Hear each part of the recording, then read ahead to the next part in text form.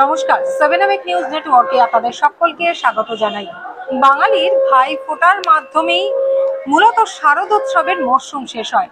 কালী পুজো, দীপাবলি উৎসবের পর এই ভাই ফোটা কারোর প্রতিপদে কিংবা কারোর দ্বিতীয়াতে পালিত হয়। আর এই মুহূর্তে আমরা একটা এমন সুন্দর ভাইফোঁটা অনুষ্ঠান আপনাদের সামনে তুলে ধরতে চলেছি, সেটা বেশ কয়েক বছর ধরে অনুষ্ঠিত হচ্ছে শত্রু ক্লাবে। আমরা বিশেষ ভাইফোঁটার অনুষ্ঠান বললাম কারণ এটা হচ্ছে সর্বজনীন ভাইফোঁটা। শত্রু ক্লাবের তরফে নাম দেওয়া হয়েছে সার্বজনিক ভাইফোঁটা, কারণ যে সমস্ত ভাইদের দিদি বা বোন নেই, মানে তারা একমাত্র সন্তান, আবার যে সমস্ত বোনেদের ভাই নেই, একমাত্র সন্তান, তারা যাতে ভাইফোঁটা দিতে পারে, তারা যাতে ভাইফোঁটার অনুষ্ঠান থেকে বঞ্চিত না হয়, তাদের নিয়েই এই সার্বজনিক ভাইফোঁটা পালিত হয়। তাদের যে খারাপ লাগা, তাদের যে এই আবেগ অনুভূতি থেকে তারা বঞ্চিত হয়, তাদের সেই বিষয়টা মাথায় রেখেই বেশ কয়েক বছর ধরে পানিহাটির অন্যতম ঐতিহ্যবাহী ক্লাব শত্রু ক্লাব এই সার্বজনিক ভাইফোঁটার অনুষ্ঠান পালন করে আসছে। এবছরও তার ব্যতিক্রম হয়নি। আপনারা দেখতে পাচ্ছেন ছোট্ট ছোট্ট বোনেরা ছোট্ট ছোট্ট ভাইদের হাতে, ভাইদের কপালে ফোঁটা দিচ্ছে। তবে আপনারা ছোট ছোট ভাই বোনদের দেখছেন,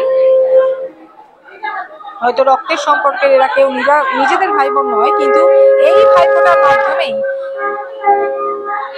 একে অপরের মধ্যে যে পারস্পরিক বন্ধন, ভাই বোনের যে একটা সুন্দর সম্পর্ক, সেটা তৈরি হয়ে যাচ্ছে। তবে শুধু ছোটদের মধ্যে না, বড়দের মধ্যেও এইটা এই শত্রু ক্লাবে পালিত হয়ে আসছে। এই মুহূর্তে ভাইফোঁটার পর্বটা শুরু হলো, তাই প্রথমে ছোটদেরই বসানো হয়েছে।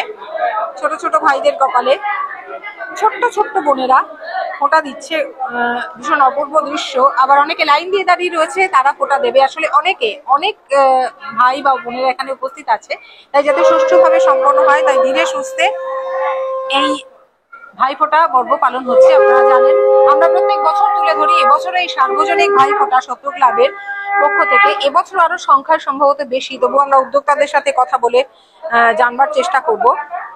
আজ এই শুভ মুহূর্তে ভাতৃদ্বিতীয়ায় ভাইয়ের কপালে বোনেরা ফোঁটা দিয়ে তাদের দীর্ঘায়ু কামনা করে, তাদের সুস্থতা কামনা করে এবং ভাই বোনের মধ্যে একটা সুন্দর সম্পর্কের প্রতিষ্ঠা হলো আজ এই শত্রু ক্লাব থেকে। যারা কেউ কাউকে চেনে না, কিন্তু এই ভাইফোঁটার দিন এই সুন্দর সম্পর্কটা তৈরি হলো। আর শত্রু ক্লাবের তরফ থেকে অভিনব এমন একটা ভাইফোঁটার আয়োজন করা হয়েছে।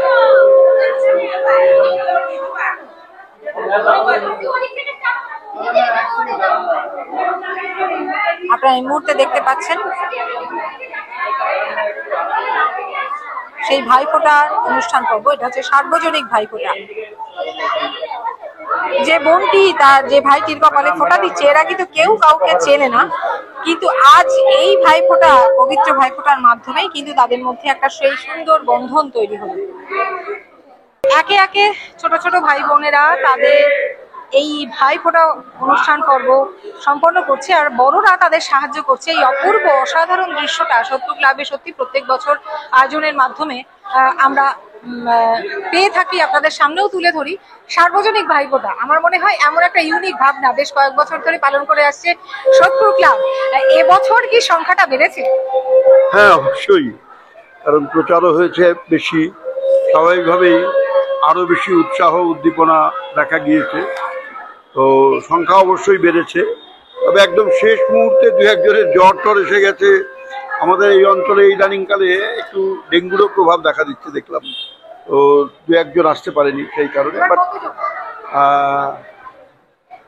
70 ছিল, এবার ওই একটু আধটু কমে হয়তো সেটা 68-র মতো হবে। ছেলে মেয়ে, আমি কিন্তু ছেলে মেয়ে মিলিয়ে বলছি, পুরুষ মহিলা মিলিয়ে।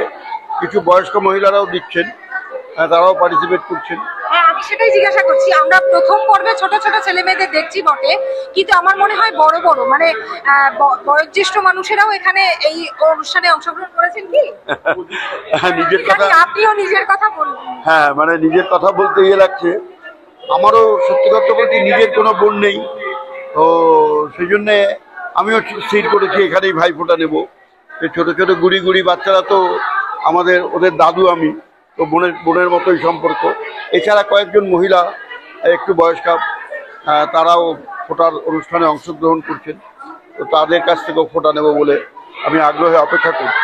যাই হোক, মূল যে কথাটা, যে এটা একটা সার্বজনিক, কেন বলছি আমরা, যে এটা একটা সামাজিক বার্তা দেবার ব্যাপার। ভাইফোঁটা এবং বাঙালির জীবনে একটা মূল্যবান উৎসব, একটা মেলবন্ধনের উৎসব। এরকম দুটি উৎসব আমরা পালন করি। আমি শুধু বাঙালি নয়, সারা ভারতে এটা পালিত হয়। একটা হচ্ছে রাখি বন্ধন, ভাই এবং বোনের যে বোনেরা ভাইদের হাতে রাখি বেঁধে দেয়। আর ঠিক তেমনি ভাইফোঁটার সময় বোনেরা বা দিদিরা ভাইদের মানে কল্যাণ কামনা করে, তাদের দীর্ঘ জীবন কামনা করে ফোঁটা দেয়। এটাটা, এই যে আক্ষরিক অর্থে ফোঁটা দেওয়া, কিন্তু এটা আসলে ভাই বোনের সম্পর্ককে দৃঢ় করে। এবং স্বাভাবিকভাবেই ভাই বোন মানে কি, আমরা তো ইদানিংকালে এক ভাই এক বোন এরকম। সুতরাং আমাদেরকে পুরো ব্যাপারটাকে সমাজ নিয়ে ভাবতে হবে, যে সামাজিকভাবে আমরা যাতে ভাই বোনের সম্পর্ক, এবং বিশেষভাবে এই ব্যাকগ্রাউন্ডের কথা মাথায় রেখে যে ইদানিংকালে আমরা অনেক দুর্ঘটনার কথা শুনতে পাচ্ছি। আমি স্পষ্টভাবে আর কিছু বললাম না, কিন্তু সেই কথা মাথায় রেখে, সেই প্রেক্ষিতকে মাথায় রেখে এই ভাই বোনের সম্পর্কের যে গুরুত্ব, এটা বলাই বাহুল্য। হ্যাঁ, আমরা চাইছি যে মানে এক ভাই এক বোন বাড়িতে ভাইফোঁটা দেওয়ার সুযোগ নেই, সেটা তো রয়েছেই। সেই সঙ্গে সামাজিক বার্তা একটা পৌঁছুক, যে আমরা আমাদের নিজেদের মধ্যে একটা ভাই বোনের সম্পর্ক, সেটা যেন কোনোভাবে নষ্ট না হয়, সেই বার্তাটাও পৌঁছে দেওয়াটা একটা উদ্দেশ্য। হ্যাঁ, আমার নাম পরিমল সরকার। আমি এই ক্লাবের সঙ্গে দীর্ঘদিন ধরে যুক্ত আছি, তোমরা জানো।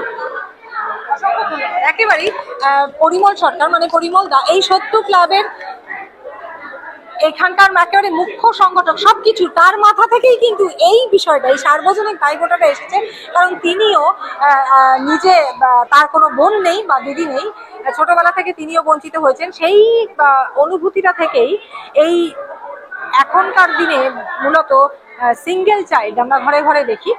সেক্ষেত্রে ভাইফোঁটার অনুষ্ঠান থেকে বঞ্চিত হয়, সেই ভাইফোঁটার অনুষ্ঠান থেকে যাতে কেউ না বঞ্চিত হয়, এই অনুভূতি থেকে কেউ না বঞ্চিত হয়, সেই জন্যই এই বিশেষ ভাইফোঁটার আয়োজন করেছেন তারা।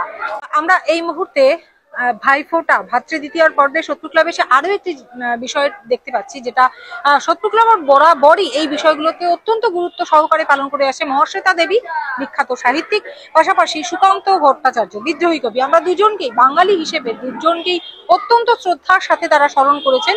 বাংলার দুই বরেণ্য সাহিত্যিক তারা, তাদের এবার জন্ম শতবর্ষ, এবং সেটা প্রত্যেক সাহিত্যিক বা প্রত্যেক মহীয়সী মানুষদেরই তারা শতবর্ষ পালন করে থাকে, তাদের শ্রদ্ধার্ঘ্য নিবেদন করে থাকে। শত্রু ক্লাবের পক্ষ থেকে প্রখ্যাত সাহিত্যিক মহাশ্বেতা দেবী এবং সুকান্ত ভট্টাচার্য বিদ্রোহী কবি, তাদের কিন্তু এই জন্ম শতবর্ষে এই শত্রু ক্লাবের তরফ থেকে শ্রদ্ধার্ঘ্য নিবেদন করেছেন। এবং এই ভাইফোঁটার দিনে আমরা সেই বিষয়টা মানে একটুখানি শুনে নেব পরিমলদার কাছ থেকে। পরিমল, এই যে শত্রু ক্লাবের পক্ষ থেকে এই যে শ্রদ্ধার্ঘ্য নিবেদন, কি বলবেন? কাকতালীয় ভাবে এবছর দুজন বরেণ্য সাহিত্যিকের জন্মের ১০০তম বর্ষ, এবং তাদের নাম ইতিমধ্যেই তুমি উল্লেখ করেছো, সুকান্ত ভট্টাচার্য এবং মহাশ্বেতা দেবী। সুকান্ত ভট্টাচার্য অত্যন্ত কম বয়সে আমাদের ছেড়ে চলে গেছেন, কিন্তু মাত্র ২১ বছরেই যে প্রতিভার বিস্ফোরণ তিনি ঘটিয়েছিলেন, যেটা এখনো বাংলা সাহিত্যে সমাদৃত সৃষ্টি বলে গণ্য হয়ে থাকে। আর মহাশ্বেতা দেবী তো উনি জ্ঞানপীঠ পুরস্কার পেয়েছেন, ম্যাগসাইসাই পুরস্কার পেয়েছেন। ভারতবর্ষের সাহিত্যের সর্বশ্রেষ্ঠ পুরস্কার বলা হয় জ্ঞানপীঠকে। সুতরাং আমি আর বিস্তৃত আলোচনায় যাচ্ছি না, তবে ওর সম্বন্ধে একটা কথা বলা সম্ভবত প্রয়োজন। সেটা হচ্ছে যে মহাশ্বেতার সাহিত্যে বিভিন্ন বাক সত্ত্বেও তিনি মূলত প্রান্তিক মানুষের কথা তুলে ধরতেন। এই জন্যে তিনি সাহিত্যে একটা উল্লেখযোগ্য স্থান পেয়েছেন। এবং শুধু তার লেখনীর মধ্যে দিয়ে নয়, আরও নানাবিধ সামাজিক কাজকর্মের মধ্যে দিয়ে তিনি প্রান্তিক মানুষের কথা ভাবতেন। সেদিক থেকেও তো আমি বলিনি যে এবছর আমরা যেমন দুজন সাহিত্যিককে স্মরণ করেছি, ঠিক তেমনি প্রতি বছরই আহ, বিভিন্ন ক্ষেত্রের বরণীয় মানুষেরা, যেমন ঠিক উদাহরণস্বরূপ গত বছর আমরা নজরুলের 125 এবং সলিল চৌধুরীর 100 নিয়ে ওদের দুজনের কথা ভেবেছিলাম। তার আগের বছর আমরা সুচিত্রা এবং কণিকা, এই রবীন্দ্রসঙ্গীতের দুই দিকপাল শিল্পী, তাদের একই সঙ্গে ১৭তম বর্ষ পড়েছিল। তো এইরকম সব মিলিয়ে কৈলাস সত্যার্থী যখন নোবেল পেয়েছিলেন, আমরা তার কথা উল্লেখ করেছি।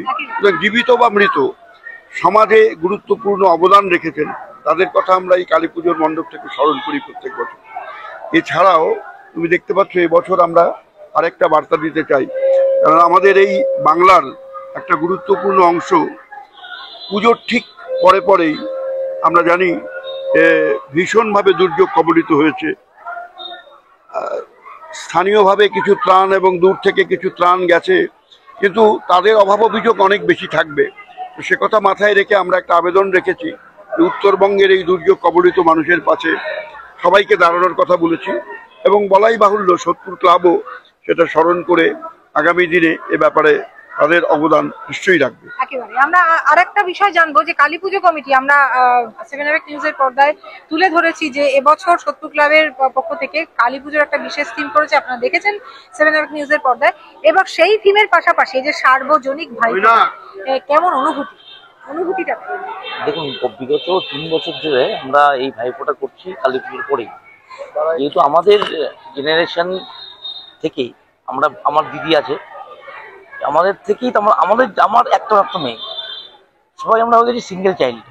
তারা ভাই বোন তাদের বাড়িতে নেই, তাই আমাদের উদ্যোগ লাস্ট 3 বছর ধরে আমরা শুরু করেছি। যাদের ভাই বোন নেই, একা, তাদেরকে নিয়ে এসে ভাইফোঁটা যে কি কেন করি এই অনুভূতি তাদের পাইয়ে দেওয়া, সেইটা আমাদের সামাজিক দায়বদ্ধতা থেকে সোদপুর ক্লাবের যে সামাজিক দায়বদ্ধতা, সেই দায়বদ্ধতার উপর দাঁড়িয়ে আমরা এই অনুষ্ঠানটি করছি। তারা যাতে পার্টিসিপেট করতে পারে এই প্রোগ্রামে। মানে ক্রমশ তো সংখ্যায় বাড়ছে। হ্যাঁ, সংখ্যা বাড়ছে আস্তে আস্তে। প্রায় আমরা প্রথমে শুরু করেছিলাম সেটা সংখ্যা ছিল 30-35, আজকে সেটা 70-এর উপরে দাঁড়িয়ে গেছে, আরো বৃহৎ আকারে। হ্যাঁ, এই ইচ্ছা আছে। আমার নাম সৌরিশ গুপ্ত। মৈনাক চক্রবর্তী। অসংখ্য ধন্যবাদ। শত্রু ক্লাবের পক্ষ থেকে দেশের বরেণ্য মানুষজনের প্রতি শ্রদ্ধার্ঘ্য নিবেদনের পাশাপাশি এই সার্বজনিক ভাইফোঁটার আয়োজন করে তারা সমাজকে এই বার্তাই দিতে চাইছে যে মিলেমিশে থাকা, আয় আরো বেঁধে বেঁধে থাকি, এই মিলেমিশে থাকার বার্তাই তারা দিতে চেয়েছে। সেই সঙ্গে আমরা আমাদের পক্ষ থেকেও আমরা সকলকে শুভ কামনা এবং শুভেচ্ছা জানাই। আসলে আজ ভাতৃ দ্বিতীয়ার মাধ্যমে কিন্তু বাঙালি শারদোৎসবের মরশুম শেষ হলো। আগামীকাল থেকে আবার সেই গতানুগতিক জীবনে ফিরে যাওয়া, মন খারাপের পালা একটা আজকে পর্ব চলছে বটে। এই আনন্দের মধ্যেই আবার আগামী বছরের অপেক্ষা। সারা বছর ধরে ধনী নির্ধন নির্বিশেষে এই উৎসবের মরশুমের অপেক্ষা করে থাকে আম বাঙালি। আজ তার এই ভাইফোঁটার মধ্যে দিয়ে এই শারদোৎসবের মরশুম শেষ হলো। তবে রয়েছে আরো অনেক পুজো অর্চনা, কারণ বাঙালির 12 মাসে 13 পার্বণ। তবুও ভাইফোঁটার মধ্যে দিয়ে যেন শারদোৎসবের মরশুম শেষ হলো, এই কথা মনে করে একটু খারাপ লাগছে সকলে। আগামীকাল থেকে আমরা আবার সবাই নিজেদের মতন জীবন ধারণ, নিজেদের গতানুগতিক জীবনেই ফিরে যাব। দেখতে থাকুন 7 নিউজ। কেমন লাগছে আমাদের খবর অবশ্যই জানাবেন, লাইক করবেন, সাবস্ক্রাইব করবেন, বেল আইকন বাটন প্রেস করতে ভুলবেন না। শ্যামল পাল, গৌতমী নাথ, 7 নিউজ নেটওয়ার্ক। জয় হিন্দ।